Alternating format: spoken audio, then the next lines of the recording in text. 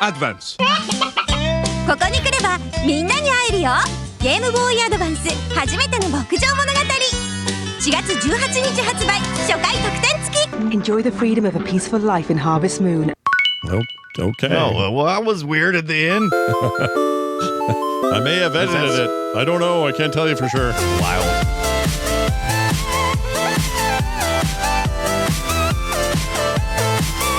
Hello, everybody. Welcome to Play Retro, the retro video game podcast hosted by two people. I'm one of them, and my name is Scott Johnson. And I just met a guy in town that claims to have the seeds that will grow like crazy during the winter. I only had 10 minutes to talk to him before I got late and missed my bed and save time. Anyway, my farm sucks, and that guy lied. I might move to the moon and harvest it. Because the moon and the harvesting, the switching, you got it. And I'm your other host, Brian Dunaway, and I spend all day in town talking to the ladies, and I harvest my crops by the moonlight at night. It's a cozy farm life, if you can get past all the clicking chores. Now, excuse me while I go plant the cows. Look at me, I'm farming. Yep, planting cows. I'm farming. Yep. Planting the cows, baby. That's what you do in the game, in the Harvest Moon games, which we're going to talk about today. But first, it's time to talk about. I've never played Harvest Moon. Did I? No, you didn't say it. Never before until this week. Never played it until this week. Yeah, the shame. Did you walk away pleased with your time? Stay tuned. Okay. Stay tuned. Wow, there's some exciting stuff coming. I can feel it. Right. Well, before we get to that, we both did some retro stuff this week. I ordered a new handheld. And Wait. You ordered a new, you like to add to your giant growing collection? Yeah, I may have talked about it last week, but KT Data, AK Kevin, I went to lunch with him, and he was telling me about this new handheld he got. And it was like the hot newness or the new hotness. I don't know, whichever you want to choose. And he talked me into it, even though he wasn't really trying to. He just sort of... Oh, is that the one we talked about last? It's not the slide one that you've returned. That I should... Well, it's his. Oh, okay. But yes, that's that new one. It's like sub 100. Yeah, sub $100. Yeah. Wide load shaped thing. 3 colors. New company in the mix. Android-based OS. Very little else that I know. I just knew. I was like... He was a good salesperson by not hardly saying anything. KT Data gets me in so much trouble. I know he does. But it's like, look at this cool stuff. Why? In fact, he informed me, speaking of a little retro news, he informed me today, let me find this here, that, here it is, the Stargate TV franchise from Martin Giro based on the sci-fi franchise is getting worked on, maybe. Oh, my wife just brought me some cold ice water. You're the queen. Ask her about the TV dinners. When will they be here? Yeah, where's Swanson and how quick can I get it? Ron Swanson's TV dinners. Yeah, I noticed you didn't say that directly at her so that you would think she was still talking to something else, right? That's right. Oh, this cup smells weird. My cup smells weird. Hold on. Don't tell her that. It smells like metal. Hold on. My cup smells like metal. All right, well, I'll just... Isn't that a sign of, I don't know, sign of something? What does it mean when you got a metal smelling cup? I don't think it's a good thing. I don't know. Anyway, I just wanted to let people know that the way they worked this time, the way the order worked is to avoid tariffs. I think they did some slippery Pete here is what they did. Yeah. Oh, how are you going to avoid the tariffs? How are you going to do that? They're going to send it to Amazon first and then... No, that would make it worse, I think, because they have to track it more. So what I did, you do the order directly through them. I wish I had the name up here and I could tell you. It's a weird name. Some guy on a boat from Cuba meet you at the dock. Yeah, it's similar to that. But no, you order it there. They do the order, and then instead of it coming from Hong Kong, where they supposedly are... Right, sourced, right. They are actually in some container in some warehouse here that were, I don't know how they got here, but they're somehow tariffless. I don't know. There's a weird thing going on. Dude, there's always a loophole. There's always a That's what people do, right? Yeah. When you say, hey, our stuff has DRM, it's only a matter of time before someone figures it out. Yeah. It's like that. Video games, everything. Music, people will find a way. You can't, what is it? You can't stop the signal, kids. There you go. Can't stop the signal. No. Unless the signal is... an app? Just this sound like gets everybody in trouble? Just this sound that goes... You can stop that. Okay. A hatchet to my neck would stop that. Anyway, I am eagerly awaiting it. And when I get it, I'll talk about it on the show and let you guys know what I think. Brian, did your Atari thing get there yet or no? Hey, Scott, let's update that Atari 2600 Plus Pac-Man edition. Last week talked about it back up to July the 23rd of this year, 2025. I placed my pre-order for the much desired Atari 2600 Plus Pac-Man, and it has not arrived. Even though all my friends have it's shipped out. It was supposed to ship out October the 31st. That's fine. You know how things are. It's fine. Brian, I've read 100 reviews. I've seen many people. Everybody else has theirs, Scott. Yeah, even in our own community, we've got people who have it and are bragging about having it, and you don't have yours. I don't understand what happened. So I'm on Atari forums. And Atari Age is what it's called. So go to Atari Age if you're curious about this stuff. They've got a long thread, and it's been there ever since they announced the Pac-Man edition. And a lot of people have been updating, letting everybody know whether they got theirs or not. And almost everybody's got theirs, not me. And I heard some rumors and some theories, and some people claim some things that they know that make sense and aligns with the theory. The theory is that they're fulfilling the pre-orders from last ordered to first ordered.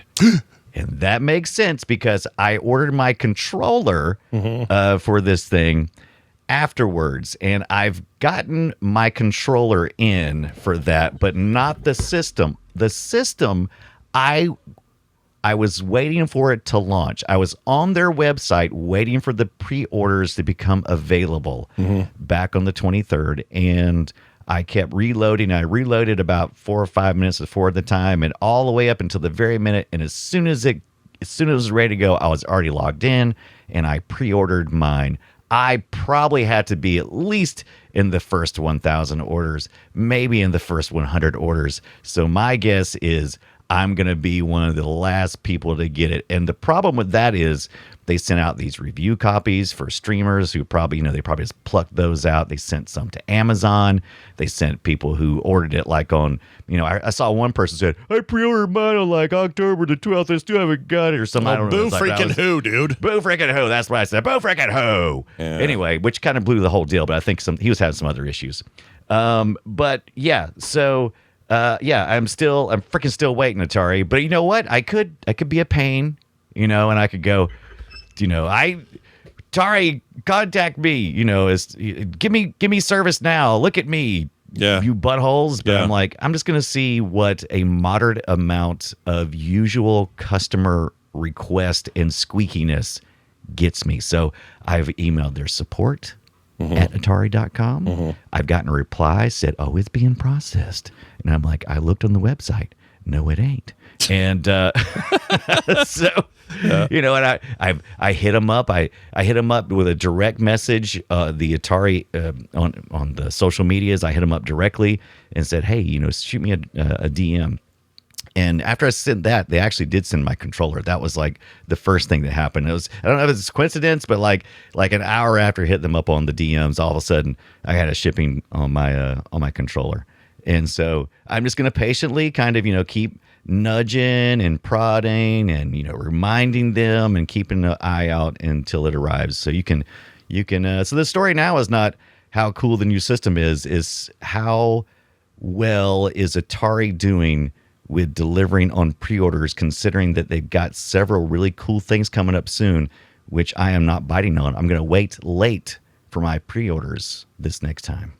Well, for real quick about that controller, he's the blue. Is it Pinky, Dinky, Slinky? What's his name? So it's Pinky, Dinky, and Slinky. Yeah. So you got it. No, it is not. What is it? It's not Clyde. So it's Clyde. Clyde's pink, isn't it? No. So these are the controller colors. So I got the Pac-Man. You get a Pac-Man yellow. That's one of them.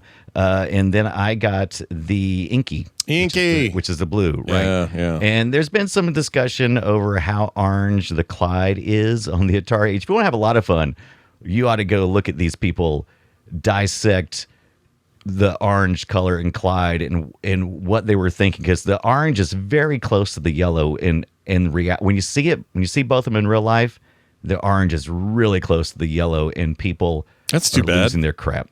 And well, it is too bad, and it's not too bad. If you go back, if you look at a couple of resources, you're like, oh, that's absolutely the right color.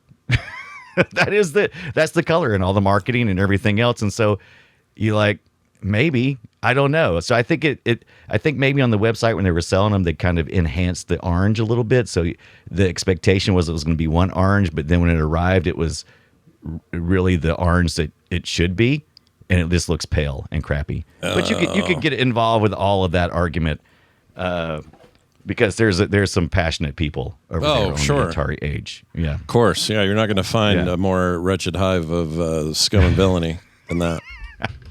Did we talk about this? How that's a bunch of bullshit? Can you do this real? This is a real quick comment about Star Wars. Yeah, I don't know if it came up here before. Bullshit. Yeah. If we talked about it before, forgive me, everybody. Right. But you got Obi-Wan Kenobi, old man Kenobi, out in the desert, sitting in the speeder, going, "I've never seen a more wretched hive of scum and villainy."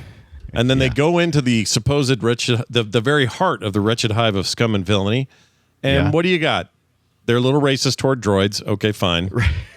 But that's maybe fine for you. What about this poor droids? It's not great for droids, but it's still whatever. So there's a little discrimination going on. But for the most part, there's music playing. There's drinks on hand. It's mostly a bunch of hippies in there smoking. They're vaping. It's a hookah in there. It's a hookah. Everybody's vaping and hookah smoking in there. Yeah. And then, sure is some slaves in there, but whatever. Yeah. Well, we don't know that. We just know that That's true. On the surface, it all looks fine. And then what happens? The only really violent, horrible thing that happens is the self-same old man Kenobi gets in an argument, and right after the guy says, "I don't like you either," pulls out his thing, cuts his arm off. Now you got a guy screaming and his arm on the ground. Who's the scum and villainy in that place? Yeah, is it? I love it. Jeez Louise, it's George Lucas. I love it. But that's great. That's what's great about it, right? Sure. I love it. Yeah. One last thing before we get too far. I just stay tuned. I won't bore everybody with an update every week on the Atari 2600 if nothing happens. Going forward, I've been picking up. My friend did get his, and he's been ordering a bunch of Atari carts, and like talked about a little bit last week too. And so he's been giving me his extras. Now I found a new game that I like playing. It's called Find Labelless Atari Carts and try to figure them out. Oh, so because at first I was like, oh yeah, that's kind of cool, but there's so many clues. Like this cart, I don't know if you've ever seen this cart before, but this is a Intellivision cart. So is because it's got that fat bottom. It's ugly and stupid looking, so you know it's Intellivision. Yeah, that's right. You could pop that little clip off there, and then this is an Intellivision cart, but it's got that wide bottom, so it'll go into the Atari 2600. Right. Yep. This is a labelless cart, and when you turn on games on the Atari 2600 era, you don't always get a title screen with the game. So that means you have to look at the game board and try to figure it out. And luckily I would do this past Sunday and I had, all my streamer friends on there, and they were my retro friends, and they were telling me what things were. I was like, oh, I have no clue what this game is. So what's that one? Do you know what that cartridge is? Oh shoot. Maybe is KT Data in the chat? I think KT was the one know who if he's here. discovered it. Or I've already forgotten. It was something, but it was a really cool game. Something I don't think I really heard of before. I'll have to go back and look. I lost my chat room, everyone. I got to go through and catalog my list of Atari games coming up too. So I got to do that. I got 22 more coming, by the way, in various stages of decay. Maybe was it not you, KT Data, who told me what the Atari cart was? Was it you that knew what the Intellivision cart game was? Am I remembering that incorrectly? Yeah, he is in there. I just lost the thing for a second. I don't know. But yeah, so that's the thing I'm doing right now. So if you have some Atari carts with no labels on them, send them to me. Oh, it was Captain Kipper who did it. Captain Kipper, you the one? Dark Cavern. It wasn't KT Data. He's the highest rank in Fish, Captain Kipper. Yeah. By the way, So there's there you no go. Colonel. There's no Colonel Kipper or General Kipper. It was There's only Captain Kippers. Cavern. I apologize, Captain Kipper. Well, he has a K in his name. Mm-hmm. It's easy to mix up with these K names. Yeah. There's a K and a T in there. Yeah, K, T, Data. All you're missing is the data. Like, there's even an that A. was not me. Yeah. That wasn't me. I thought Captain Kipper was You here. could anagram KT correct Data me. almost, except it'd be Yeah. KP. Yep. Capeta. All right. Well, guys, there you go. Our week in retro. Now let's move on to the game that we're covering this week, and let's play this to recognize its hallowed ground. hallowed ground. Shall we play a game? Well, for some people, we're going to talk about the video game series known as the Harvest Moon series. Now, you might say to yourself, "Wow, that's a tall order." Well, we're going to kind of focus in a little bit. We'll talk about the first game for the SNES, the one that started it all, and inspired a bunch of sequels, as well as some modern games we're going to talk about as well down the line here. But we're going to focus quite a bit on what they did for the mobile market and for Game Boy, Game Boy Color, Game Boy Advance. The reason we're doing this, a couple of reasons. One, I think those are probably, for me anyway, they're the best versions of the games because I feel like this is a on-the-road kind of experience. And this last weekend I spent in Las Vegas, Nevada for a funeral. I was there for 4 days or 3.5 days or something. Mm-hmm. And whenever I had a chance to play, I had my Ambernick RG58H, I think. Oh, who got the H? Nice. That's a nice, big, juicy one. Yeah, it's pretty. 4 inches. What was that, 4-inch screen? So it must be the 48 then. Yeah. Is that what that's what I meant. Is that right? Yeah, 4.8. I think you're right. Whatever it is. Something like that. But they got the H at the end, which just means it's long Square form instead of... Oh, it's horizontal. Yeah. Or wait, horizontal instead of vertical. You're right. Yeah. So I played... I played the GBA version of the first Harvest Moon, Friends of Mineral Town. I didn't play the sequel, More Friends of Mineral Town. And you didn't have to, because I've done a lot of research on this too, because I knew Scott would be on the road, so I tried to pack in as much as I could. And really the story here is Friends of Mineral Town is the one you played. If you played that, and you're probably pretty good. More Friends of Mineral Town is just an attempt to bring this to the girl market. So you play as a girl. The girl market. Farm. It really is. I mean, it's as dumb as it sounds. It's just appeal to young girls. To appeal to young girls. And so that's all they did. There's a little bit of story difference, but the game mechanics are essentially the same, but the genders are swapped. That's what I call the craft store. My wife goes there. I call it the girl market. The girl market. So if you played Friends of Mineral Town, you've kind of already played. You kind of played it. I think if I remember correctly, when I was doing my research, there is some bullshit though. Oh, I love some bullshit. Was it the bullshit? I think, is this the one? I know one of them. I don't know if it was this one or not, but there is one version of this that... part of Harvest Moon is having a relationship with somebody. Right? Lots of relationship stuff. For those, maybe some of you kids who haven't experienced it, think Stardew Valley, think Animal Crossing. A lot of these games, those are two major ones, but many, many games inspired by this series. And Harvest Moon's like the OG. In fact, started it. The Great Ape Monkey, or whatever his name is, the guy that made Stardew Valley. Single developer, huge success. His number one inspiration was the original Harvest Moon. So yeah. So big deal. When you're playing as the guy character, you will attempt to marry someone in town, and you have to woo them along the way. And in one of these games where you play the girl, when you play the girl, once you get married, the story ends. Where you no longer farm anymore. But like with the guy, you get married and you have a kid and there's all this other stuff. But like, that's the end of her story. It's like, she's a farm lady and she's doing the farm stuff. She's out there busting her butt, but then she got married. End of story. Are no more farming for kidding me? I don't remember which one it was, but I remember reading that somewhere. And hopefully the audience will let me know exactly which one that is. Freaking nuts, man. More Friends. I don't know. That's nuts. Like I expect a little bit of sexism, gender stuff, because it's the late 90s, early aughts. Some of the culture clash stuff we deal with, and I expect some of those things. But the difference between the two games is, I'm a farmer, I find a lady, I got married, had a kid, and I keep building that farm. He's helped me on the farm now, and I'm gonna be an old man when I got this farm. The girl does it. It's like, you got married, game over. You chose poorly, because you don't have to get married. Oh my gosh, you don't have to get married in this game. That's one of the good things about Harvest Moon. So the gameplay is essentially is harvesting is tending to things, being attentive, and then harvesting from your farms to your animals to your relationships to the farm itself.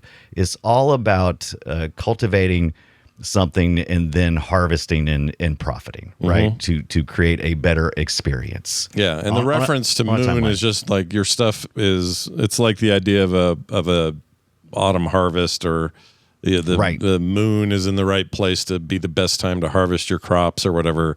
It's kind of not important what it's called. Harvest Moon was called that because it's a time when farmers could. It also coincided with crops that also matured at that point, but it was mostly because farmers were able to work longer because a harvest moon provides light, and you could stay out longer into the darkness, which is actually kind of appropriate for this game, because I found the most successful way to operate is to spend your days in town wooing and doing, and then run back.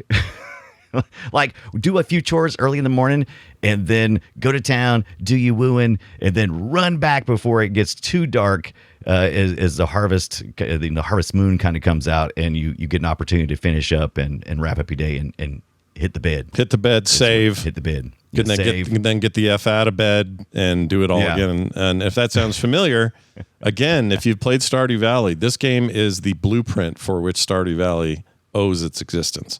That game does not exist. And I would actually argue the same with Animal Crossing, which is a mega monster hit that never stopped giving. And these games are, those games just owe this huge debt to this game. And I would actually argue that this is going to be controversial. I'm going to say more controversial than me probably getting it wrong about one version of Harvest Moon, that when you get married, the lady has to end the game. Yeah. Like I said, I don't remember where I saw that, but I was going through a whole bunch of stuff, and I was like, oh, I need to go verify that. And I didn't go back and verify it. Well, it's wind to your back on that and everything. Right, but in this right. particular case, I'm going to say, I don't know if it's controversial. I think that the Harvest Moon GBA game in particular, I didn't play the girl one, the girl market. The girl market. Didn't go to the girl market. Didn't go to the girl market. Had it on my device, but I was just playing the first one first. I didn't know if I had to do something in order or not. But And then my time way back in the day with the SNES game, I think I prefer the Harvest Moon games to a lot of these games that have come since. I think this game has strong fundamentals in this cozy farmer sim relationship genre, whatever it is. Right. And I had a blast. I think it looks good. I think it plays well. The only games I think look like ass are the PS1 and the N64 games are really bad looking.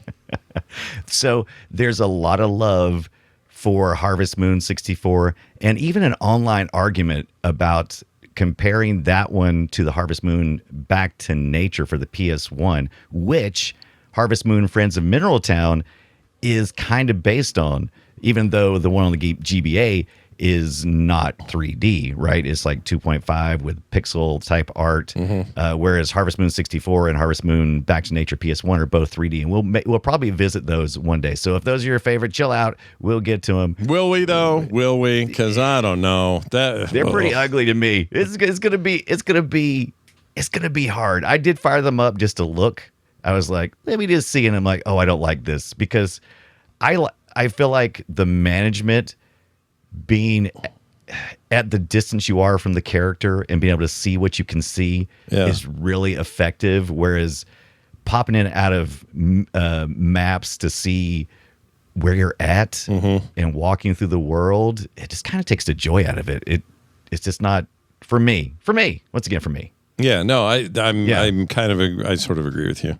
Yeah. I played there's more modern games in the series, and they're not even called Harvest Moon anymore. No. They are called, where is it? Story of Seasons. Story of Seasons, there you go. And I have a Switch, I think the first Switch game that came out for that, and they just aren't quite there. They don't have the charm of the original games, and I'm not sure why.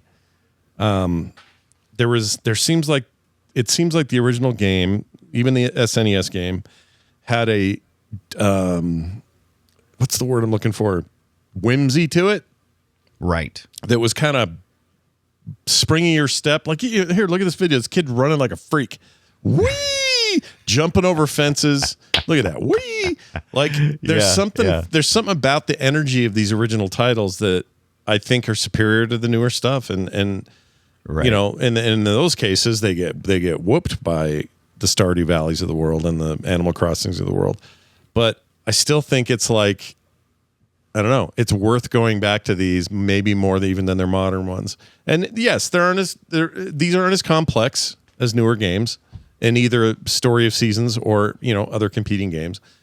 But they're a good time, dude. I played a lot of this in the car. The only other game I played was Advance Wars, so that tells you what I was up to, and it was mostly these. I really enjoyed it. I think you're getting close to what I felt. So the SNES version, the original, that's what we're looking at right now. I felt like I had to play it to really understand what I was seeing on the mobile parts, you know, see what I was missing, because mobile usually pares down stuff, and this is true here. So the Harvest Moon for the SNES and the Harvest Moon for the Game Boy and Game Boy Color, they're essentially the same game, just the ones on the Game Boys, you know, have used some stuff to make it, to simplify it, took a couple of things away, and we'll get into that shortly. But on the SNES version, it was originally released on the Super Famicom in Japan, and then it got localized to the US, and the translation, it is close to being to really bad. I mean, there's things that I'm just like, oh, I forgot how bad translations could be.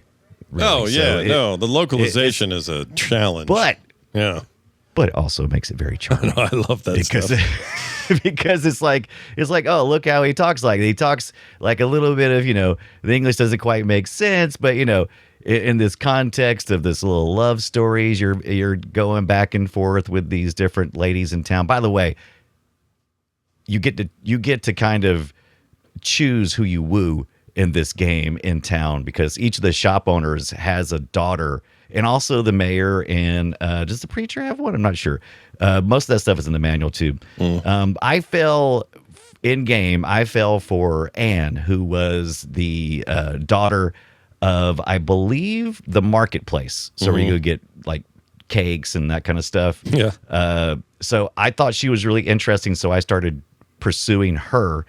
And one of the things this game does is it doesn't give you a lot of information in like a lot of RPGs that you would of this kind of this era, where you would have a bunch of stats and everything. Instead, it relies on visual cues, and so and dialogue cues too. So when you're talking to this other character like Anne, her language will kind of shift to being, you know, more romantic type language. And if you're a super creep like me, a super creep, Scott, yeah, super creep, super creeping, you can go in her bedroom and look in her diary.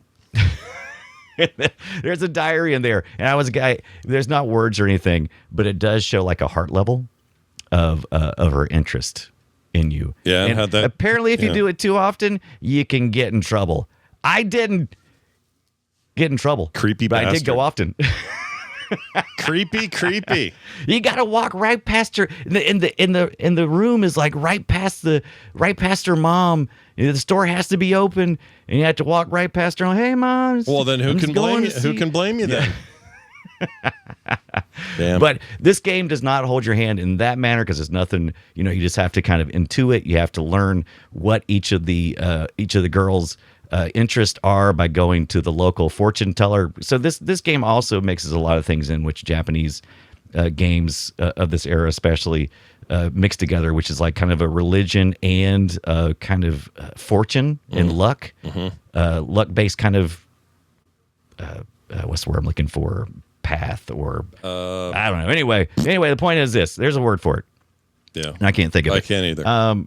Right. So anyway, you can go to the fortune teller. She will give you some tips and everything. That's important because this is a seasonal game. Harvest Moon is a seasonal game where it starts out and it doesn't go real time, but it's got game time. And I think you said in your intro, it's like 10 or 15 minutes for a complete day. Short days, yeah. It's a lot like all the other competing games kind of do similar things. But yeah, it's like this short day thing. I don't love the timer. Yeah. I'll be honest. It's my least favorite thing about the genre. It's not these games, but the genre overall of cozy farm management relationship-y games.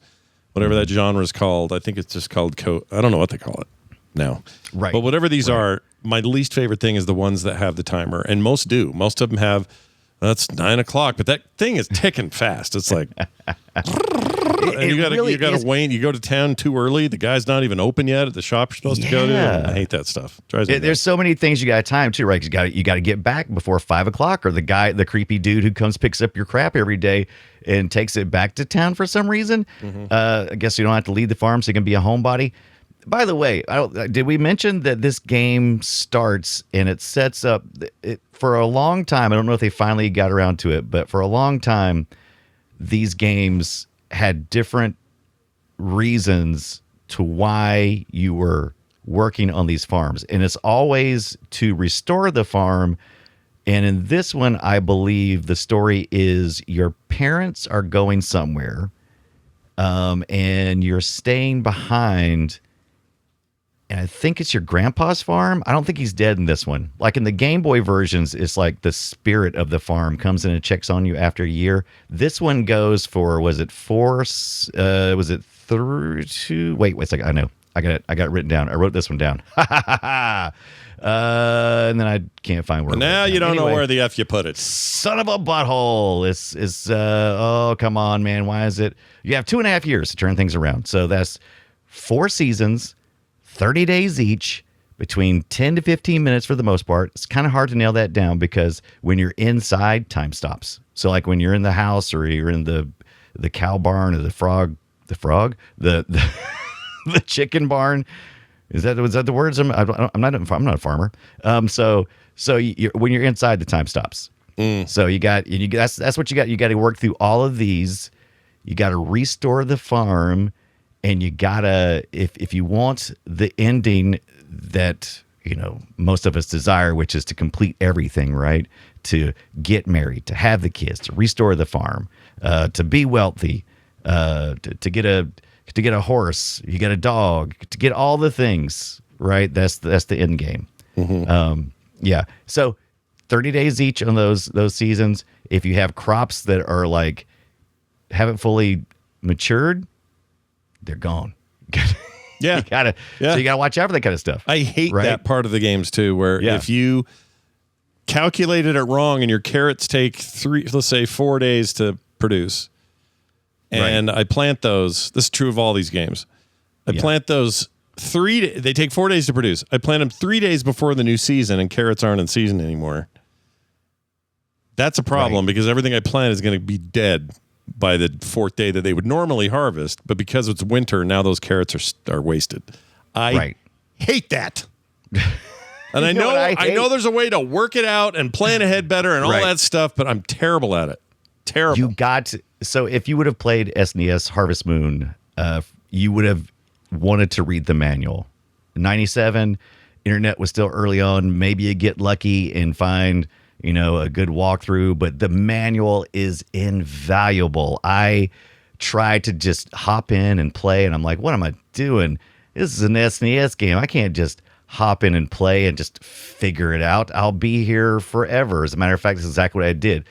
When I first started playing, they introduce everything to you. They front load all this information. It's like, oh, your parents are arguing. They leave. You're getting the farm. This guy is going to come pick up the stuff every day at 5.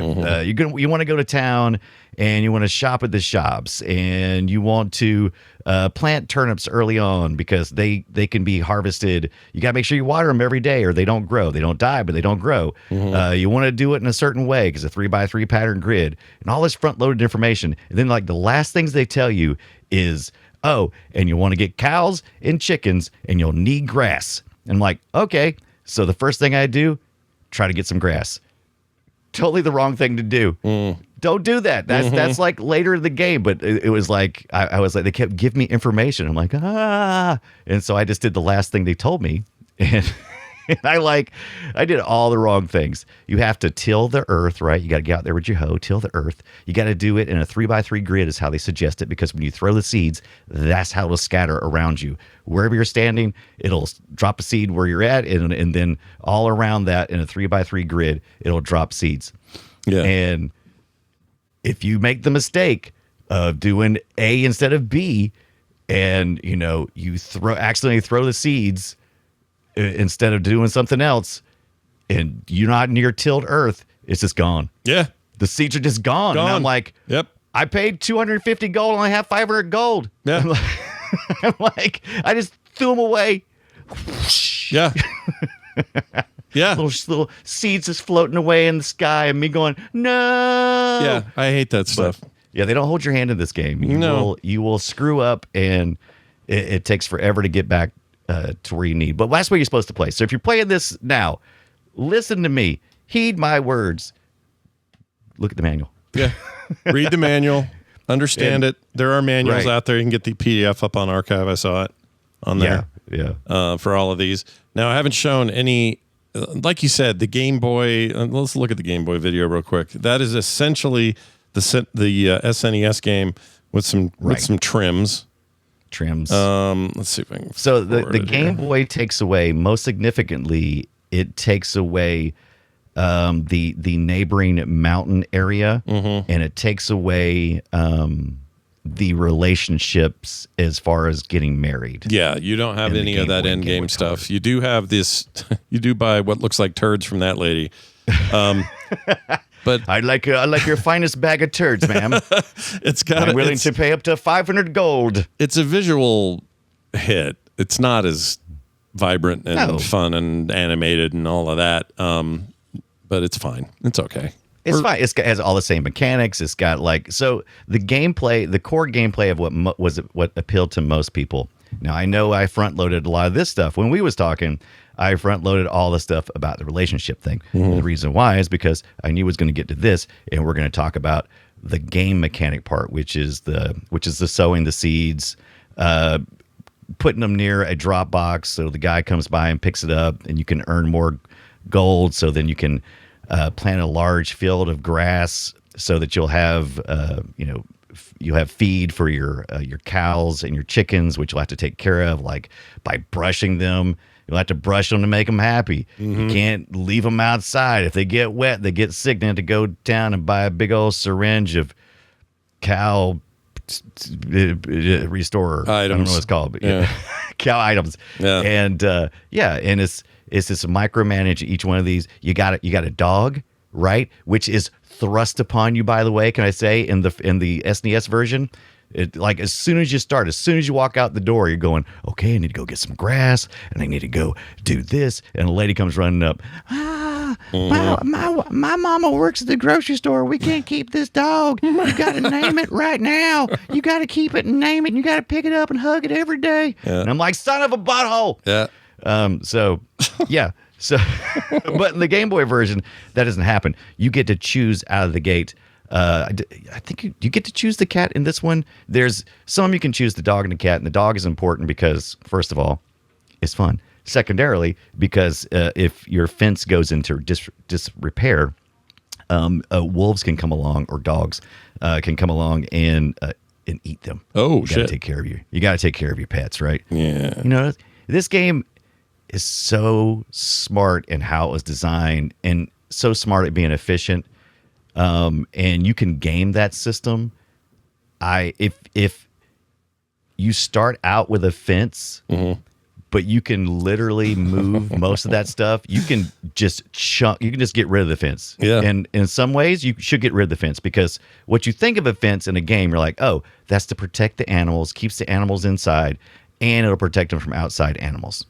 Well, about that, if a storm comes up and one of your fence posts is destroyed, which happens. It happens. Then it will increase the chances of a predator to appear. If you have no fences, then no predator, because there's no calculation for that, right? Only when you have a broken piece of fence in your vanity. Yeah. Yep. Does that situation happen? So you got to game this game a little bit. 3x3 grids on the planting. If you don't plant, can you explain this to me, Scott? I don't know if you know how to. I don't know if you've thought about this math, but it tells you in all the manuals and all the online stuff. It says plant in 3x3 grids. If it's grass, it doesn't matter. If it's a plant, it does matter because when a plant gets to a certain maturity level, you can no longer walk over top of it. Yep. So therefore, you will not be able to water it if it's not on the outside areas or not accessible. Correct. So if it's in the center of your, let's say you've got a 9 plant grid or a 9 plot grid.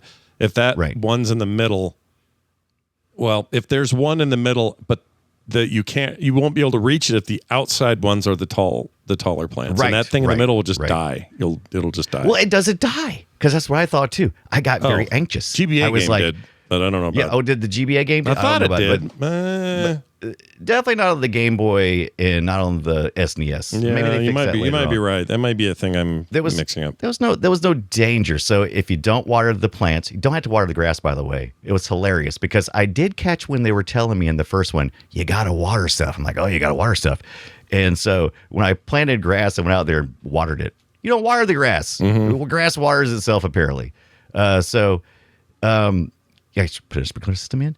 So anyway, yeah, so I was like, okay, but if the only penalty for not watering it is that you can water it later after you harvest the ones around it, I don't understand why I want to waste that seed. Why would I want to waste that spot? So if you got a 9x9 grid and I throw my seeds out and it'll grow because I can water up until the point that it's got a stalk. And then once the stalk is up, I can't water the one in the center, but I can water the ones on the outside. Once those finish, like let's say it takes 4 days or 5 days for the turnips, right? Let's say the stalks doesn't show up until day 2, so I'll have 4 more days. So I water all the ones outside. I pluck those, I put those, send them off. But then now I can water the one in the center, and I didn't waste any seeds. If I only put up 8 places to leave a little groove so I can get in there, then aren't I losing a seed? Like, aren't I losing a plant? Wouldn't it be better to like have rotating crops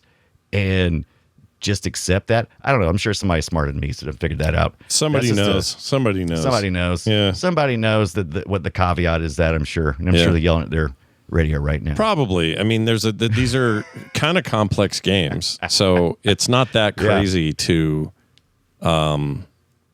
forget some of the systems, right? Like, there's a ton of it, and that's what also is impressive about the series. I think for an SNES game, there is a lot going on under the hood here. Oh, dude, so much. Yeah, and the Game Boy game even, but the GBA games, on the other hand, I'm going to tell you the biggest complaint I have about the first GBA game.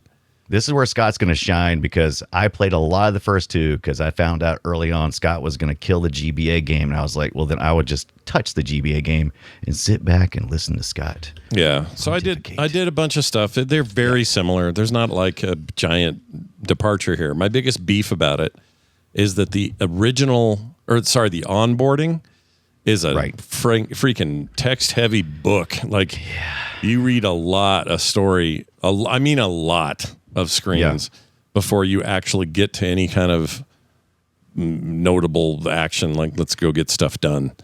And that story just was too much. It was like, oh my gosh, you guys. Yeah. And in this story, I guess they were trying to, because in the first story, it was like your parents just left, and I think you like inherited grandpa's farm, and then in the Game Boy ones, it was like the spirit of the farm, and you were trying to, they would come visit you. And in this one, I think it was, if I read all the crazy shit right, and I think I did. I think you did. Your parents took you to the country, y'all went fishing, you got lost, an old farmer found you, returned you to your parents, you then invite those parents to leave you for the summer with this guy that you just met, and you stay through the summer, you meet a little girl, and then you go back to the city, and then years later you're riding back and forth to the old man, and he stops writing back, so you come to town to find out what's going on, and the local mayor's like, finally he left the land to you, congratulations. And that's how the story starts. And that's the story. Yeah. That's enough. I don't need more. This thing decided, hey, do you want like 4,000 paragraphs you have to click through? Do you want to do that? And I'm like, no. Did you say no on the tutorial? Because I think that's like one of the first things I did. I said, no, I know you guys. I've been playing the other 2 games. I know how this is going to work. There's out. no option here. This thing just, you have to do it. They make you. Right. So it's really I think it's kind of a problem, and I understand. Right. You want to onboard people, and a tutorial's fine. That's there's less tutorial here than you'd think. The biggest problem is just they're telling me Moby Dick size story. It's like too many. Way too much. Now, when I finally got to this stuff you see here, where I'm breaking stuff and making money and getting her done, that's a good time. I enjoyed it. I played a ton of it. I have 2 5.5-hour drives, one to Vegas, one back, and I spent probably 3 hours of each of those rides playing this, and the other remaining time playing Advance Wars Advance War 2. To be specific, I've already played 1 a million times. I'm playing 2 right now, and I had a great time. Once I got past the required reading material, it was great. It's just too much. It's verbose. It is for no reason. It is too much, and by this point in time, so we'd moved on a little bit. Was this 2003, 2005? So we weren't using manuals to tell as much of the story. Like in the SNES version, they had everything was just as streamlined as possible. Didn't even have really like a where you could really look and tell what was going on with your character. Like your stamina is very important in this game because you'll exhaust yourself from the farming, and so you can restore the stamina by eating food or going to the hot spa. Yeah. And not a lot's explained in game. And so you have to refer to the manual. By the time I got to the GBA, I don't think we're using manuals as much. And so we were probably not near as much. No. Yeah, it was explaining because we had the bandwidth, we had the resources to tell these big stories in our games. But should you is probably the question we should have been asking, because I did find after playing the others that this felt a lot menu navigational heavy. And a lot of interactions that I just didn't want to have. It didn't feel as fun. It's just like, I don't want to talk to this guy. Yeah, that's where I fall apart on these a little bit. Is I don't want to have big. Some people love that the big conversation stuff you have with your townspeople and everything. That's not really it's not what I come to these for. No, I would rather be like punished for the relationship. So like if somebody come up and was talking to me and I'm like, I just dismiss them, and maybe that like dings the relationship, but that's fine. That would be fine to me because I'm like, hey, I don't like you. Yeah. I don't know what you're trying to sell, but get out of my face. Yeah, I'm trying to give you some information for life. It's like send me a letter. Yeah, exactly. And if the goal of this game is to make me simulate this life, my real life for this would be leave me alone. I'd be the weird farmer up the road, and I don't want anybody bugging me. Stay the F out of my life. I would. Maybe they've figured that out in some of the later games, but I doubt it. I think this is something that's just ongoing, and maybe it's just our sensibilities too. Is American audiences, how we consume content and how we just exist in life. Maybe we just aren't interested in those kind of conversations. But once again, the marriage component is back in this one. You have upgrade weapons. So, or not weapons, tools. Tools, as I consider them, weapons against the earth. Yeah, weapons against nature. Against nature. And so which was kind of confusing at first when I started playing this, because I did wave off like tutorials and stuff. I'm like, I know how to play. Get in my face. Yeah, I've done this before. And so I'm like, I take my axe out there and I'm trying to chop up stumps, which worked fine in the first one and in the Game Boy ones. But then when we got to the Advance, it was like, you got to upgrade. You got to upgrade. Well, I'm like, what's this axe for?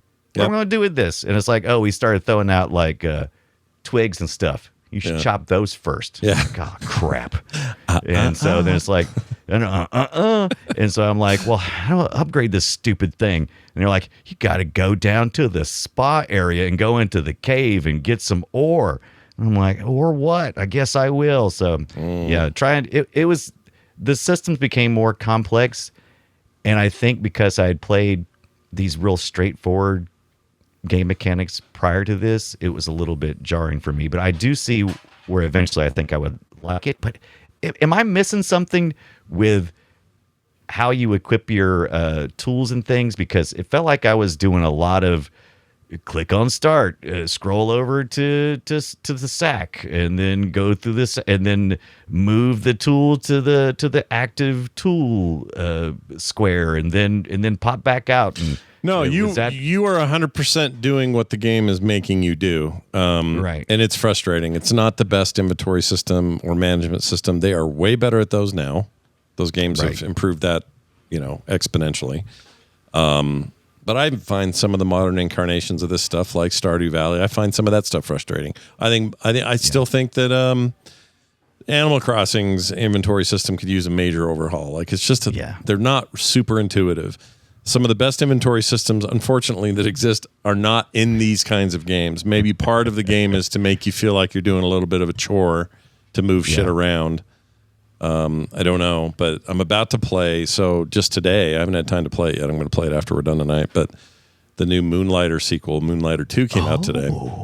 Really? Very excited about this. Yeah. It's only on. It's early access, so it's I don't know how much is missing, but I'm excited about it because I love the loop of that game, and part of what made it good, I thought, was a really interesting inventory system where. Mm-hmm. If you left with a certain kind of item in your bag sitting in a certain position, it had the tendency to destroy the kitty corner item in the bag, you wanted it. So when just before like a you real left, bag. Just like a real bag. So when you left the place, you want to put your inventory in the right positions to maximize what it's all going to do before you leave. So you minimize loss, but also possibly gain some things if you do it right. I really liked that. And I think the new game's even more refined. There are just better ways to do this. But back in 90, what was the first game? 99 and 98? 97 for the US, 96 for, you talking about for the Harvest Moon? Original Harvest Moon, 97, right? 97 for the US, 96, I think, in Japan. Yeah. That's just, we just weren't there yet. It's fine, Yeah.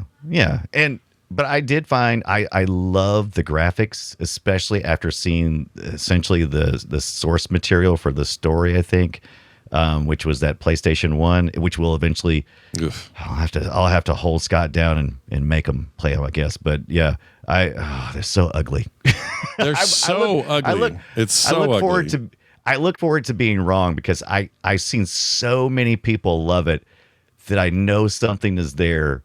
Oh no, the PS1 game is beloved. I look at it though. See it on the surface. Look at that. That's an ugly ass game I'm looking at right there. That's ugly. I can't see it on the surface, but I'm sure it's there. I just got to dig in, right? This weird thing they decided to do. It's not a true 3D character. It's a 3D rendered model sprite. Pre-rendered kind of thing. Okay. Yeah, which is not my favorite thing. I'm not saying it couldn't. Well, whatever. Weird time. It's a weird time. Games are weird. 3D was weird. The PS1, the N64. We've accepted the fact that there were things, and we were learning new things and trying new things, and some of them worked and some of them didn't. Something funny in the chat just happened. Sir John Card says, "New Chorecore game, inventory simulator." Oh, there are many of those, and I mean, like literally, there are games on Steam that are designed to be you managing your inventory. It's the whole point of it. So yeah. Half of it's Tetris, right? I always love a good Tetris inventory. It's like, we're gonna make you put that, we're gonna put that staff in here somewhere or another. Good luck. Yeah, it takes up 3 squares. Yep, have vertical. Fun in your Resident Evil 2 playthrough with your Tetris bag. It's so much fun. But look, here you can see here, like this. I can see what they were aiming to do here. They're bringing the 2D world. Like this is true 2.5D because your character models are pre-rendered.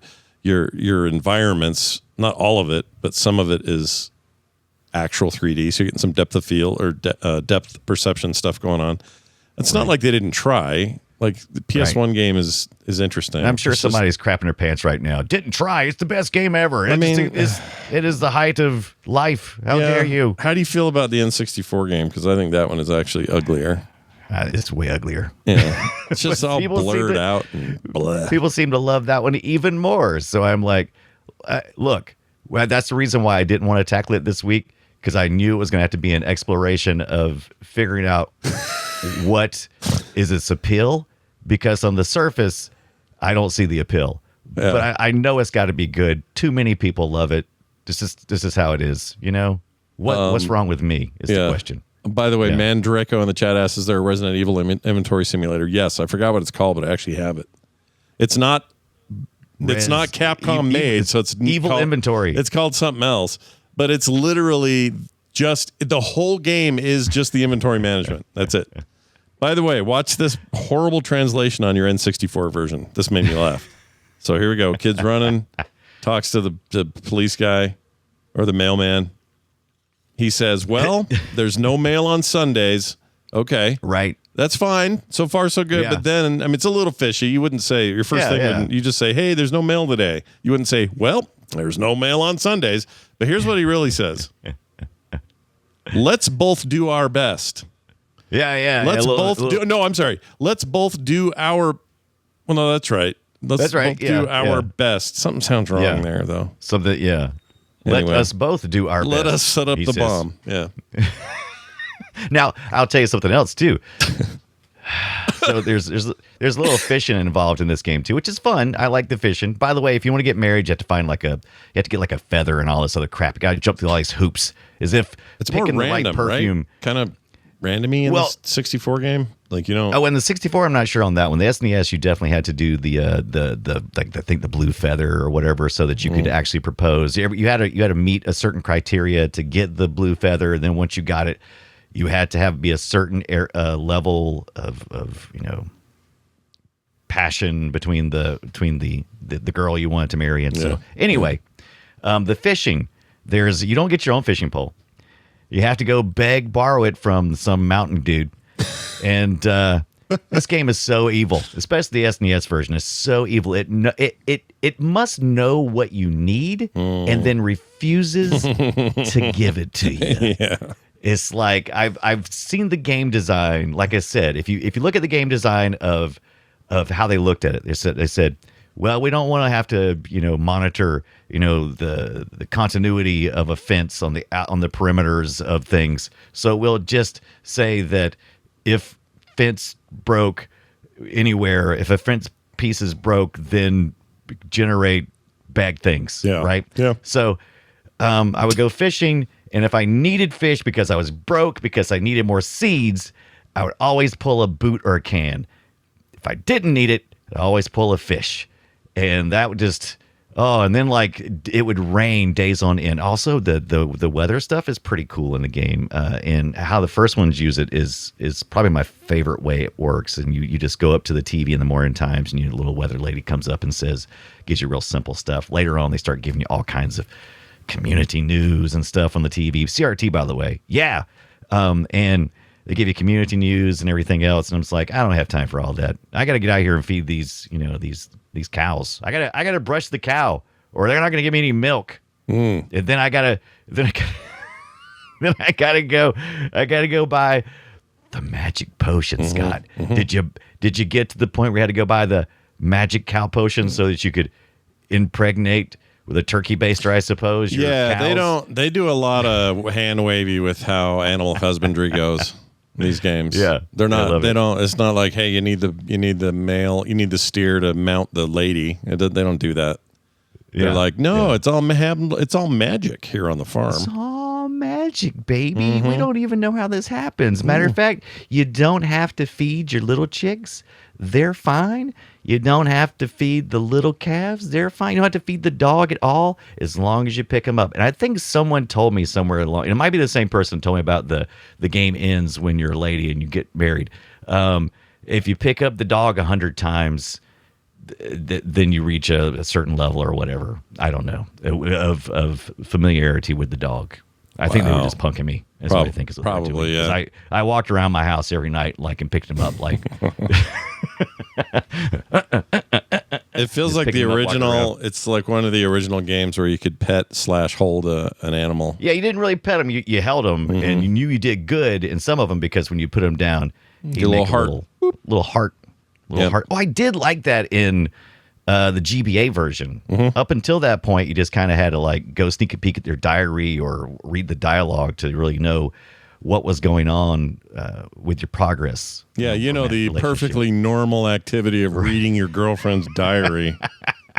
So Holy the shit. Game Boy Advance one, you know that it's a romantic individual. And the first one, you didn't know who was romantic. You just had to go, oh, this character seems to be of a certain age. Yeah. Therefore, I will I will give them flowers and gifts or whatever. Yeah. But in the GBA versions, if the little icon that pops up that represents the character, when you're communicating with them, they have a little heart beating on them and everything. Yeah. And if you're playing the more friends of Mineral Town, when you're the girl, then when you talk to certain guys, their hearts will beat and stuff too. But When you're in the girl market.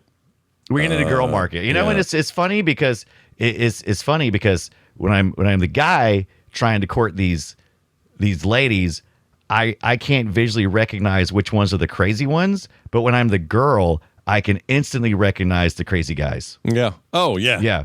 And I'm like, oh, that dude is crazy. Oh, no, I'm not dating that guy. Yeah. No way. That guy's a creep. Yeah. The creeps are easily, you can point them out. You know? Yeah. You can find them. They're out there. They want your soul. Did you have a favorite a crop that you felt good about? I like the potatoes because they're good money, decent yield on them, and plus you could let them sit around for a while too in case you forgot. Yeah, they're resilient. They take longer to propagate, but once you have them, they are worth more money. They last forever. Well, longer. Yeah, and they're also weren't they one of the ones that were less dependent on season? Like you could do right. Yeah, there's definitely. I read through the book, and each time I get into a season, I go back and have to remind myself. But yeah, you definitely have to. It's a seasonal game, and some things do better in certain seasons. So. Yeah. Also, do we talk about the festivals, because that's a huge thing. Oh yeah, that's the thing. Yeah, that's the number one thing that I think these newer games have taken from it is the festival concept. Right. It's like meet in the town square. We're all gonna have an orgy or whatever you do. It was always an opportunity to to meet and to get upgrades and to really forge a relationship a lot by they would usually sell romantic things that you could give to the of course I'm giving stuff to all the ladies. I'm like, hey, what you like? What you want? See some perfume over there. I think they got some lilac. I think you like maybe you want some green perfume. Yeah, hey, I screwed that up, baby. Yeah. I screwed that up so many times. Yeah, it happens. Yeah. The special essentially they're quests, right? And they're often based on certain days of the week. Yeah, you can if you miss them, it's not the end of the world. Yeah. So it's not a huge deal, but I just feel that's just fine. It's all right. It is kind of hard to miss them. It's not impossible. It's just hard to miss them because typically the day before the event happens, one of the townies comes into your farm running out of breath. We got this. We got the spring festival tomorrow. Yeah. Get your ass over there. We're closing everything at 5. We need 12,000 potatoes by tomorrow, and you're like, right. Shit, that ain't gonna happen. Shit potatoes. Yeah, I'm growing cabbage. That stuff's not I'm ready. growing cabbage. It's the wrong season for that. Yeah, it's interesting, but again, go ahead. What are you gonna say? Oh, I was gonna say also, I didn't get into all the weirdness on the GBA version because I didn't get to play long enough. But I mean, if any of these games you play long enough, they will reward you for disrupting the norm. So I would go to the spa all the time because that's part of what you got to do. So your stamina, you know you're getting tireder when you do certain idle animations, essentially, except they happen in real time while you're trying to do something. And so he'll wipe his brow or something, it's like, oh, I'm down to 90% stamina, and if he's laying on the ground, you're like, oh, I really need to go get in the bed, or I need to go to the spa. So you go to the hot spring up in the mountains in the first one. And I went up there a bunch of times just to, recover, some stamina, of my stamina. Yeah. And one time I went up there, I was like, what's in the water? I'm like, is that a baby Ruth? No, I was like, it's a little monkey. It's a monkey. I was like, what is this monkey doing here? He just, on day, 35 or something or whatever it is. And it's just a little monkey. And I would walk over to him and he would say something like, ooh, la, la, la. And I was like, all right. All right, that's a thing. All right. Sure. Did it do anything? Did it improve anything? I don't know. It improved the game Yeah. because of all these random events that happen. Yeah, I love it. definitely. I love it. Of all the games that are current and newer games that tried to emulate the success of these old ones, if you're one of those players that's like, I can appreciate the retro game, but I really want to play things that are built upon it. Right. I think here are my top. I'll give you 3. All Give me right. 3. Stardew Valley is a must play. It's fantastic. It is Everybody loves it is the closest to like, hey, we got our ideas from Harvest Moon. Yeah. Then I would say Sunhaven, or not Sunhaven. Is it Sunhaven? It might be Sunhaven. I can't remember. I have one called Sunhaven that I think sure. is the I'm one not I sure really about that one. like. Moonstone Island is also really good. Oh, one I forgot. Sorry, I'll give you a 4th. There's a game called Littlewood. Oh, yeah, Littlewood. I do remember that. I think you told me about this We one. talked about it on the Boop Show, I think. Yeah, back in the I day. think you're right. Yeah. It is one of these games without the time mechanic. So you can kind of do whatever you need to do at whatever pace you want to do them. There's no pressure. You do end a day's work because you basically have a stamina, Right. but it's action based. So like for every big action you do, it takes a little piece of your stamina. And then when that runs out, you just save and sleep, and then you're up. But nothing like, oh, you missed the thing because you just missed because of the time, or it's it's 12 o'clock. I'll never get there by 12:30. None of that happens.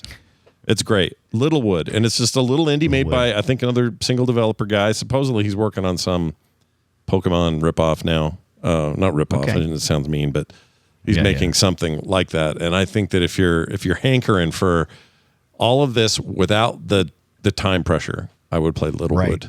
It's really good. I played like a year or a year and a half every Friday, or just about every Friday, a game called Graveyard Keeper. It takes a little different, darker tone, and Really it's all good. about harvesting bodies in this sort. But it's got a really good game loop. It's just this game. It's just Let in the a dark bodies hit the floor. Let the bodies. Now, if you're looking for something very specific, like you want the absolute feel, you can go play Story of Seasons, Friends of Mineral Town 2020, which is a 3D kind of version of the one we played, and it's on sale right now on the Nintendo Online for $9.99. So $9.99. Yeah. That's I'd cheap. say you out of your mind or whatever. Yeah, but I feel like the older ones look better, so you can play these on Nintendo's online, the Switch online. You can play it for the SNES. They got these titles available for you to play. I'm not sure about they have the GBA ones. I think they have the GBA ones too. So I think I saw all of the ones we talked about today available on the Switch Online store. I was disappointed though, because lots of times when we play Nintendo games, I still subscribe to Nintendo Online, and one of the perks is the Nintendo Music app, which is on the iOS. I'm not sure if it's on Android, but I like to chill out to the music with all that stuff. And there's no Harvest Moon, Story of Seasons music on any of those, and I guess it kind of makes sense because you don't really talk. Matter of fact, the music is kind of repetitive, especially in the earlier versions of Harvest Moon, and they're not, I guess. GBA lets you turn it off, so right. that's nice. The older ones don't, I don't think. Yeah. So that I was a little disappointed in that, but what you gonna do? Cry about it? Yeah, or you're just cry going to about be it, a Brian? big boo-hoo son of a bitch. You're gonna go cry in your cornfield, Brian? Is that what you're gonna do? Is that what you're going to do, you dirty bastard? I don't know why I'm playing this up. I really don't need to.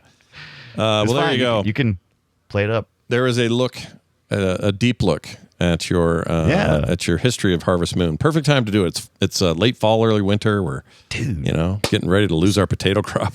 It's perfect because and part of the reason why we went with the handheld is because a lot of you guys are going to be on the road. Yep. Be safe out there for Thanksgiving. It may not be this weekend, but if you're listening to this later on, be safe out there. Be cozy.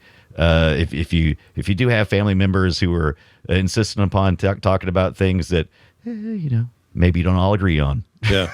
you can always just turn away and escape to the Harvest Moon. That's right. You And should make some lifelong relationships. That's right. Yeah. You should all make this badge and wear it to the dinner. Look at this kid. With his pitchfork. I love that. I like that art. I love it. It's pretty cool. That's so much fun.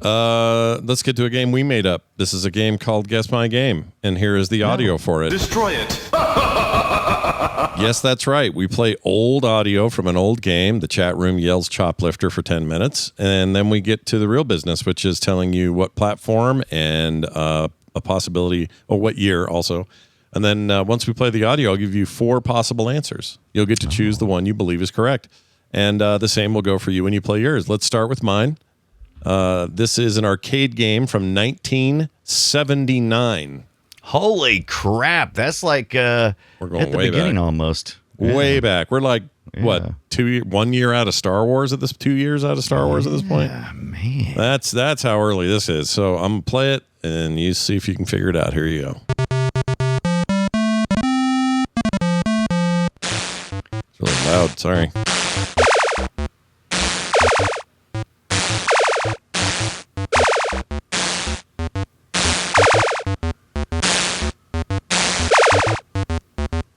All right, Brian, here are your options. You ready for this? Give me my options for the arcade 1979, Scott. It is A, or is it A, Sheriff, Right. B, Deputy, C, Space Invaders 2, or D, Space Base? Space Base. Yeah. Everybody. Play some Space Base. All right, so here we go. Space Base, I don't know the crap that is. Space Invaders 2, seems like that would be later, but it could be wrong. That might be about the right time. Deputy, does that even exist? I know there's a Sheriff game because Miyamoto worked on it, of Mario fame, right? And it sounds like we're moseying. And is it 2 R's in Sheriff, or is it 2 F's in Sheriff, or is it both? I can never remember. I think it's 1 R, 2 F's, but I could be wrong. Right. I'm a bad speller. So, Don't ask me. I don't know. I'm the worst speller. So I'm going to go with, is it A, Sheriff Mosey on down? Let's find out if it's Sheriff. Oh my gosh, it is. Yeah. Congratulations. Now, astute listeners of the show may remember, I think we've done Sheriff one other time. Or I should say it this way. We did Sheriff, but as one of the choices, not Right. Not the as choice. a selection. yeah. Right. So put your choplifters back on and calm down. Put your shoplifters back on. Yeah, do what you got to do. Brian, you did well. This means that I've got a real challenge ahead of me. Let's see what you give me here. What's my platform in here, please? Well, like last week, I returned to my childhood favorite, Sega Genesis Mega Drive. This time we're going for 1995. Pretty late in life for the Sega Genesis and Mega Drive, but hey, why not? Mm-hmm. Let's give it a try. Here we go.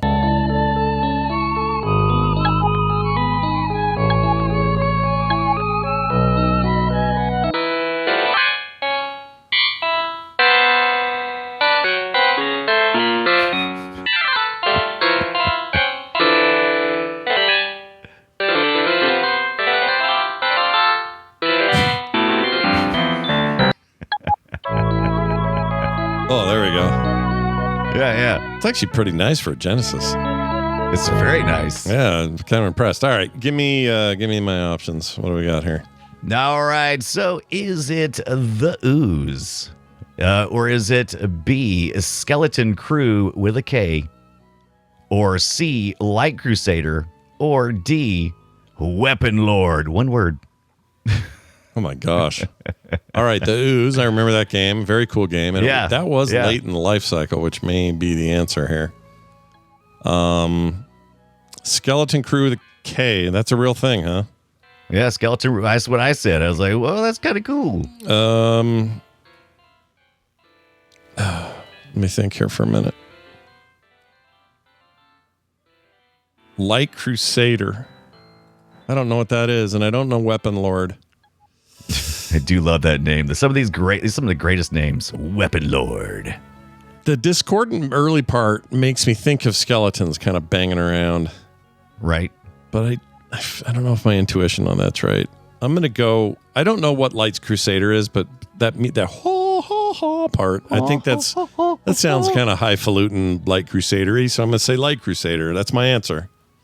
Well, Scott, you should have went with C, Light Crusader, because that is absolutely right. Look at us both killing it this week. Yeah. Also, I posted in the Discord server what that scene is, because there's this music and it kind of goes, it's this Sega Genesis, is anybody's business, and then all of a sudden there's a scene in the game, and there's a lady playing a piano, and it's kind of hilarious to watch. So if you care to watch that few seconds of video that is in where is it? Discord? Our Discord? Discord. Yes, sir. Let me grab it real quick. Here we go. Pulling it up. It looks really good. I want to play this game.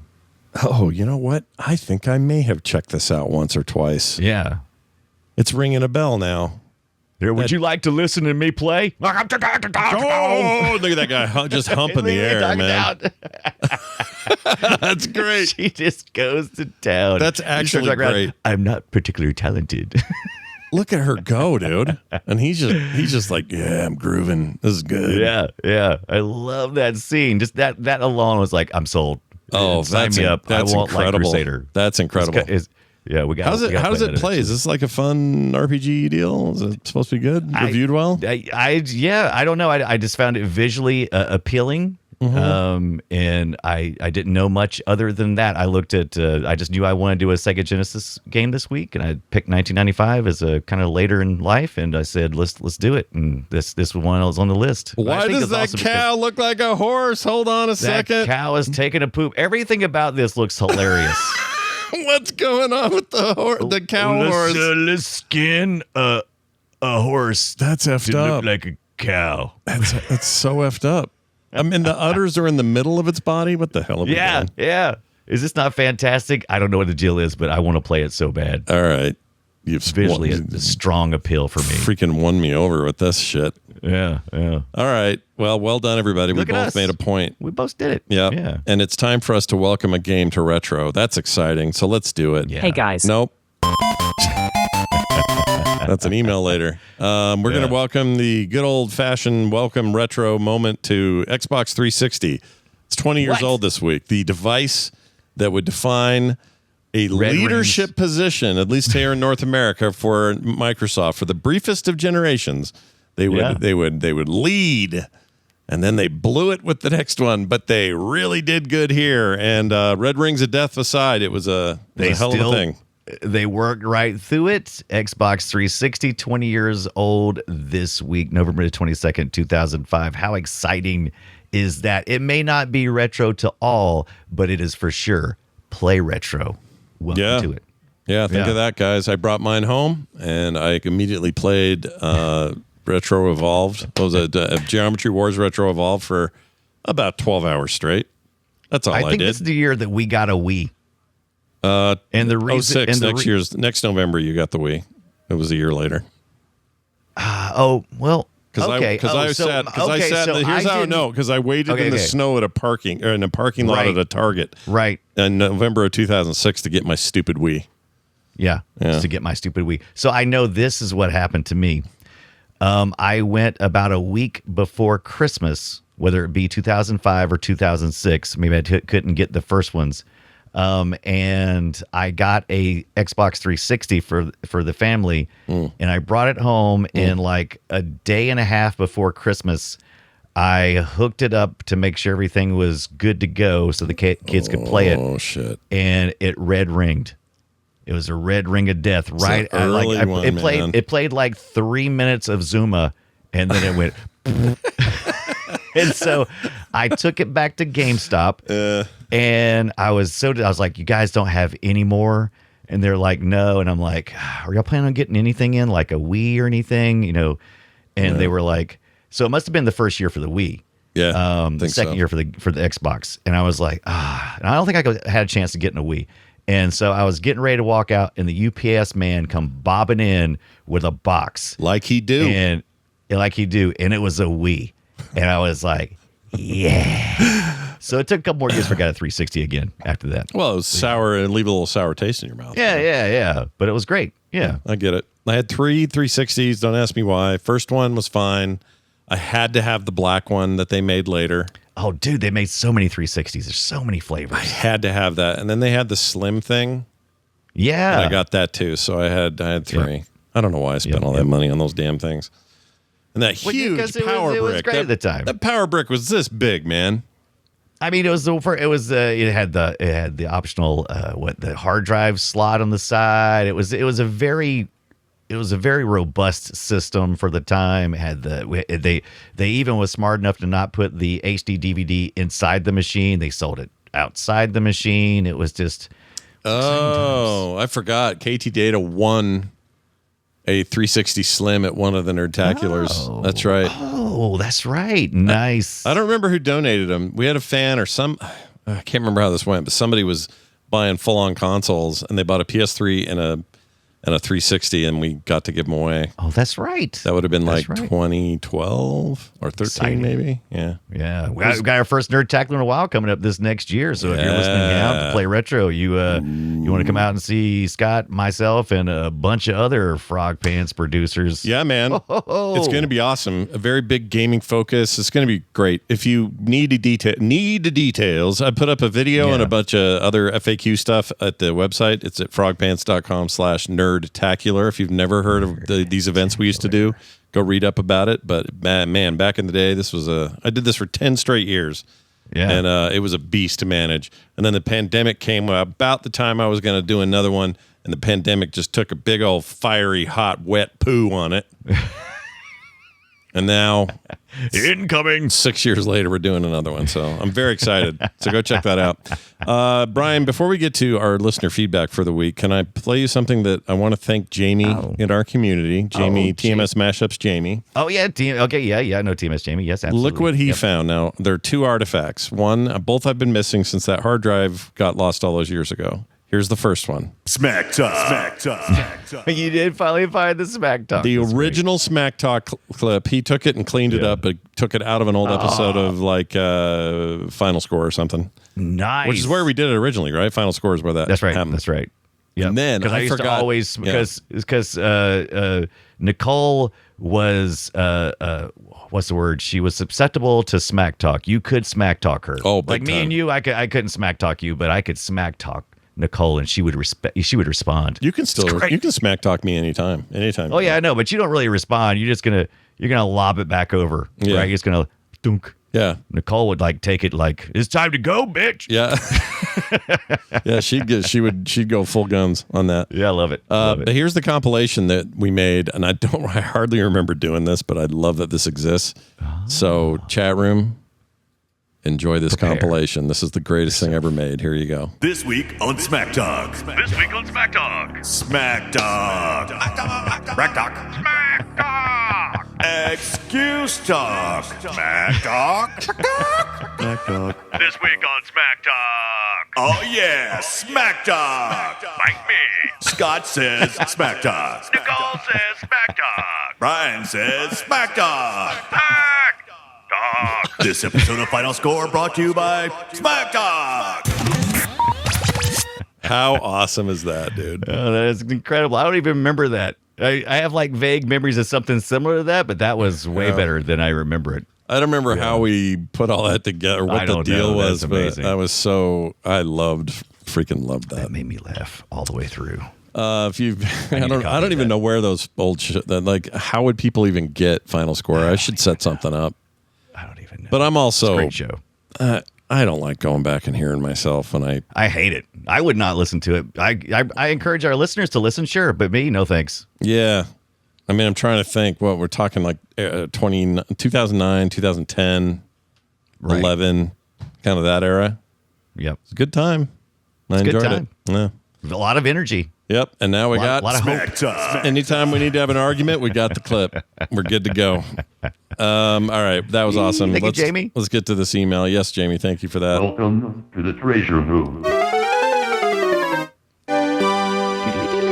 Well, good news. You can contact us a bunch of ways at frogpants.com/playretro. One of those ways includes a text thing that we use. Actually, is this an email? It might be an email. No, this came to us at voicecast.app/playretro. You can do text there, voicemails, all kinds of fun stuff. We do have a voice call here in a minute, but let's start with this. Dwayne from Pullman, Washington says, Dear Play Retro, I too have been celebrating 40 years of Super Mario by playing the GBA version of Super Mario Brothers 3. It is the best version. Yeah, it's awesome. It's so good. I know people are going to argue with me, and they're going to say, well, play the NES one or whatever. No. I'm just telling you. Can't make me. Super Mario Brothers 3, which is called Super Mario Brothers Advance for Super Mario Brothers 3, which makes their naming convention on this is so stupid. I want to break something, but that version, dude. Oh, so good. Anyway, it's delicious. He says the Switch NSO GBA game ROM includes the 38 bonus levels you can unlock with the e-reader. They are also like Mario Maker levels before Mario Maker. I have no shame in using that rewind feature. Me neither, dude. Oh, I'm fine with the rewind. No, I'm not a. We would have had it if we could have. If we could have, we would have had it back then. I'm a professional. I'm a professional save scummer, dude. I don't care. I am too. I'm not about going back over and playing something I got 100 no times shame. over. No shame. Me? No shame at all. He says also a recent NSO update now lets you remap the GBA buttons so you can use Y and B instead of B and A. Oh, now I like cool. that. That's pretty cool. I like that a lot. That's not only cool, that is game changing. Yeah, I like it. Yeah, it's game changing. I think that's fair. Yeah, I love that because I always get that button confusion. Yep. It says, Scott and Brian, please keep up the great retro coverage, says Dwayne. Well, thanks, Dwayne, and we will. Oh, thank you, Dwayne. We also have this call from Hayes Skunk. All right. Oh, Hayes and it's short, but here's what Hayes Skunk has to say. Hey, guys. I was just driving this morning and thinking to myself, you know what game really deserved a sequel? Beyond Good and Evil. Then I thought to myself, I wonder if Scott and Brian have done that one on Play Retro yet? If not, that would be a fantastic episode, I think. Keep up the good work. We have not. We could. We have though. not, and that is one that has been requested before. So I think it's a no-brainer. We almost did it one time. For some reason, we stopped. What was it? I don't remember what the deal was. There was all this talk about the sequel finally getting made, and there is a sequel being made, or at least that's the last time Ubisoft talked about it. They were still working on it. They've shown a trailer, and that's it. Yeah, years ago. 20th anniversary edition that came out last year. Very positive on that. So I don't know. But yeah, I love Beyond Good and Evil. So I agree that is on our list. As a matter of fact, I'm not married to next week's game. I've got reasons for suggesting it, but I mean, I'm always for a pivot. I don't mind pivoting. Do you want to do we do the wild thing here and just choose Beyond Good and Evil and go for it? That's fine by me. I don't. Yeah, it's whatever. Do you guys want to know what we were gonna play before we changed our mind? No, hold it. Don't tell them. Keep it a secret. All right, we're not gonna tell them. Keep it a secret and move it to the next week because I still want. You'll to do never that know. Yeah, you'll never know. That's right. And there are no good Thanksgiving games, so we're not doing anything Thanksgiving related. I mean, we've already played the South Park Thanksgiving game. I think that was about. It's about as much as it's going to get. Yeah. Yeah. What was that one called? Turkey shoot butthole. I can't remember. Something like that. Yeah. Here's my favorite Thanksgiving scene in any video game right here. It's this guy. It's the horse cow. And his horse cow. My gosh, I love that. We got to play that too. I don't know when we'll get to it, but look at that. Look at that hair. I know, dude. Look at his hair. Is this? Oh my God. It's magical. Everything's so beautiful about it. Oh, it's freaking magical. Yeah. The SLT Taz in the chat says this is just because Scott and cooking games. No, wait. Oh, I'm sorry. Before that, and StarCraft episode gets bumped again. Haha. Right. Did we ever commit to a StarCraft episode? I don't know if we did we? No, nor Diablo. Well, wait. We did Diablo 1. Did we do Diablo? We did Diablo. Yeah. Didn't we? We did. Didn't we? Shit.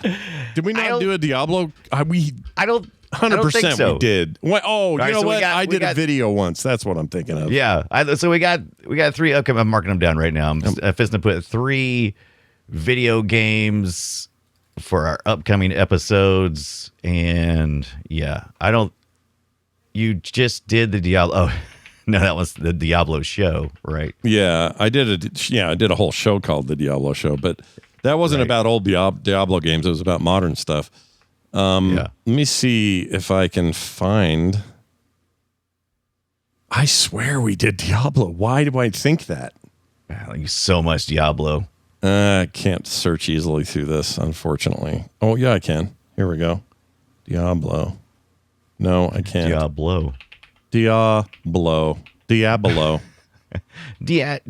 I'm almost 100% sure because I've had it on my list of I wanted to do it, but I wasn't sure if you would be prepared to do it because you used to do the Diablo show. I wasn't sure if that was... Shit. I can't find it. I don't know what I did. I'm annoyed now. I know that. You know when you know you're annoyed? Yeah. I know it. Yeah. I feel it. Okay, so I see no... let's see. I don't... Yep.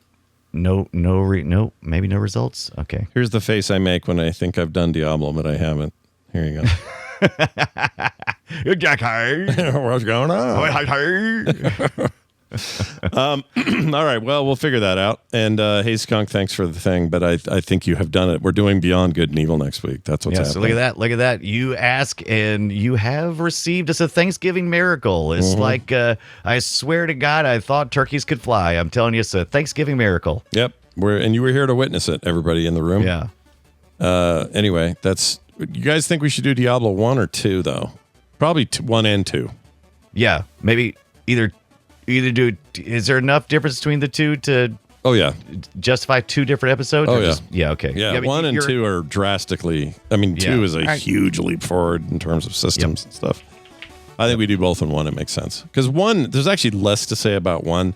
1's interesting from a bunch of angles of like, can't believe they got it done this way, or what a wild story that is, or whatever, to get it off the ground, and Blizzard North and what that was and all that. Mm-hmm. But really, 2 is where the meat grew on the bone, baby. Yeah, she don't like the meat, but she sure liked the bone. Sure does like that bone, son. Is that how that song went? I don't know.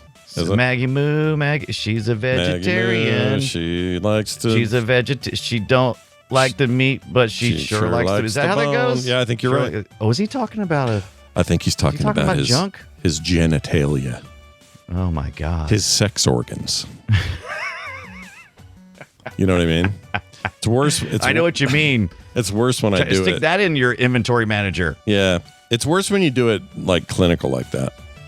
Yeah, it's way worse. You're right. Yo, baby. Check out my hot sexual organ. It's just weird. Anyway, quick note here about some Patreon folks that have joined us. You guys, we had a banger week. I love we segued right in from that to our wonderful supporters. That's right. We got some killer new, I don't know what happened this week, but all these new people. I'm going to give them a shout out. June Lewis, Eric Von Oy. That's a cool name. That is a great name. David White. That's also a cool name, but super generic compared to Eric Von Oy. David White. Eric Graves, Robert Driscoll, and the Pageant. Look at that. Yeah, the Pageant. Wait, is it the Pagan Gent or the Pageant? I did it again. I keep calling him that. It's the the Pagan Gent. I keep saying the Pageant. That's in our community. Yeah, he's awesome. These guys are now going to all collectively get no commercials ever. They're going to get pre-show content every week. They're going to be a bigger part of the community and support us in a way that really, really helps us. So if you are on the fence, you're like, I don't know if I want to support these guys. Well, all this conversation about genitals should put you over the top. Get over there. Yeah, and our pre-show content is amazing, and we watch shows a lot of times on our Patreon, and it's live. But you got to have some fear of missing out after hearing 1, 2, 3, 4, 5, 6, 7 people, something like that. Yeah, new patrons. Get some FOMO for Eric Von Oy. All right. Yeah. Join us. Get in there and be a part of it. That again is patreon.com/playretro. That's where you go. Okay, super simple. Yeah. The other thing I was going to tell you is if you're trying to contact the show, all the ways, the myriad of ways to do it are over at frogpants.com/playretro. And if you're bored this week, tomorrow we will have a full episode of our sister show, Core, with myself, John Jagger, and Bo Schwartz. You can check that out live here on all the same channels. It's going to be a big, giant show, right? It's going to be like a big Game Awards we got a show or something? We're going to have some beef. About how these Game Awards are looking. Would you say it's a Hungry Man size beef? Or?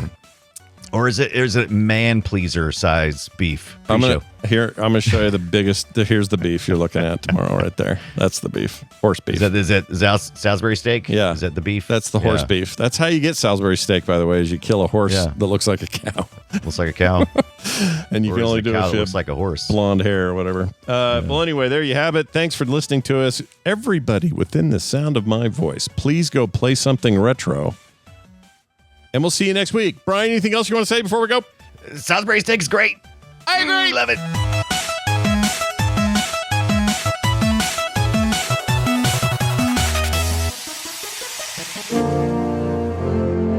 This show is part of the Frog Pants Network. Yes. Get more at frogpants.com. Game Boy Advance.